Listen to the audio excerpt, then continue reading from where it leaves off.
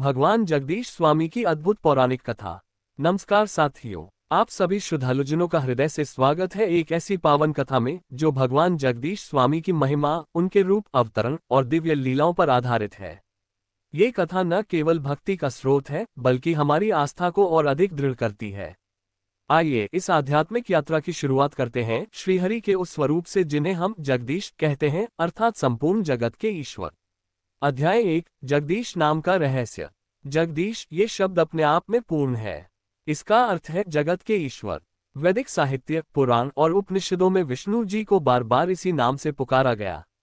महर्षि वेदव्यास द्वारा रचित विष्णु सहस्रनाम में भगवान विष्णु को हजारों नामों से पुकारा गया, जिनमें से एक प्रमुख नाम है जगदीश।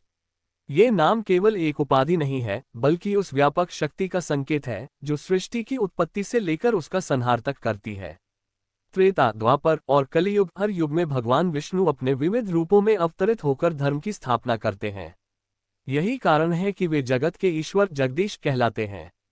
अध्याय 2, अवतरण की पृष्ठभूमि।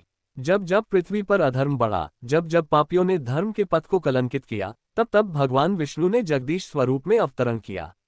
भागवत पुराण कहता है, ग्रेटर देन परित्राणाय साधूनां विनाशाय च दुष्कृतां धर्म संस्थापनार्थाय संभवामि युगे युगे। अर्थात हर युग में भगवान धर्म की रक्षा और अधर्म के नाश के लिए प्रकट होते हैं। अध्याय 3, जगदीश मंदिर की स्थापना। उदयपुर। सन 1651 में उदयपुर के मेवाड़ नरेश राजा जगत सिंह प्रथम ने एक दिव्य स्वप्न देखा। उस स्वप्न में भगवान स्वयं प्रकट हुए और उन्हें आदेश दिया, मेरा एक भव्य मंदिर बनाओ जहां मेरी दिव्य मूर्ति की पूजा जगदीश नाम से हो। राजा ने उसी स्वप्न के प्रभाव से अगली सुबह से मंदिर निर्माण प्रारंभ करवा दिया और कुछ ही वर्षों में विशाल जगदीश मंदिर बनकर तैयार हुआ। यह मंदिर वास्तुकला, धार्मिक भाव और चमत्कारों से परिपूर्ण है। यहाँ भगवान विष्णु को शंख, चक्र, गदा और पद्मधारी के रूप में प्रतिष्ठित किया गया है। अध्याय 4, एक चमत्कारी घटना। एक बार उदयपुर में भीषण अकाल पड़ा। जनता त्राहिमाम कर उठी। राजा और संतों ने यज्ञ करवाया किंतु कोई लाभ न हुआ। तब पुजारी ने भगवान जगदीश से विनती की। वह रात्रि जागरण कर संकीर्तन करने लगे। रात के अंतिम पहर में मंदिर में तेज प्रकाश फैला और मंदिर से एक दिव्य जल की धारा बाहर निकली जो सीधे झील से जुड़ गई।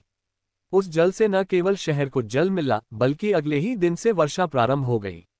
तभी से भगवान जगदीश को वर्षा प्रदाता के रूप में भी पूजा जाने लगा।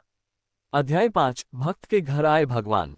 एक साधारण ब्राह्मण हरिदास भगवान जगदीश का परम भक्त था।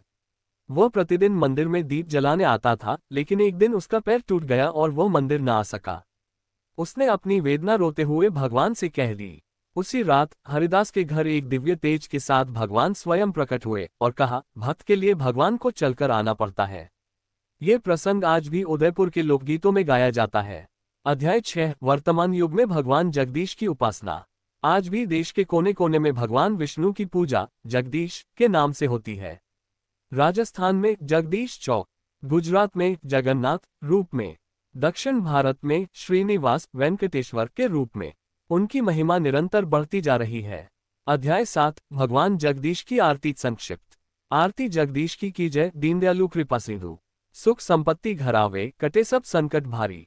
शंख चक्र गदा पद्मधारी, विष्णु भगवंत हमारे। अध्याय 8, आध्यात्मिक संदेश। भगवान जगदीश हमें ये सिखाते हैं कि भक्तिभाव ही सबसे बड़ा साधन है। कोई भी छोटा या बड़ा नहीं होता, सच्चे मन से पुकारो तो भगवान स्वयं आ जाते हैं। धर्म और सदाचार के मार्ग पर चलना ही जीवन का मुख्य उद्देश्य है। समापन संबोधन। प्रिय श्रद्धालुगण, भगवान जगदीश की यह कथा हमें सिखाती है कि जब जीवन में अंधकार हो तब केवल दीपक नहीं, आस्था भी जलानी पड़ती है। यदि भक्ति सच्ची हो तो भगवान स्वयं मार्ग प्रशस्त करते हैं। आप सभी इस कथा को अधिक से अधिक लोगों तक पहुंचाएं ताकि भगवान जगदीश की दिव्यता और कृपा सबको प्राप्त हो। जय श्री हरि, जय जगदीश स्वामी।